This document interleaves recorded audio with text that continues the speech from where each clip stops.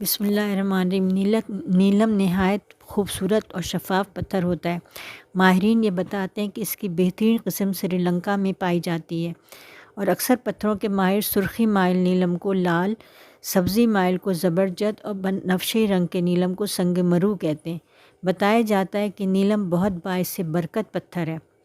اس کے پہننے والے کو بہت عزت ملتی ہے اور غیب سے اس کی مدد ہوتی ہے۔ دولت اس کے آس پاس جمع ہو جاتی ہے۔ نیلم پہننے والا گردے کے امراض سے محفوظ رہتا ہے۔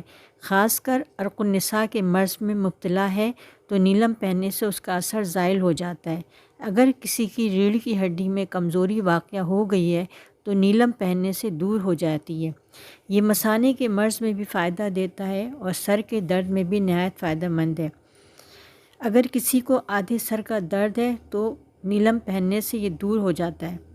اس کی ایک قسم جس کو سنگ مرو کہتے ہیں، یہ بنفشی رنگ کا ہوتا ہے۔ اس میں سرخی مائل لہریں نظر آتی ہیں۔ یہ نہایت خطرناک پتھر ہوتا ہے۔ یہ بیمار بھی کر دیتا ہے اور بھکاری بھی بنا دیتا ہے۔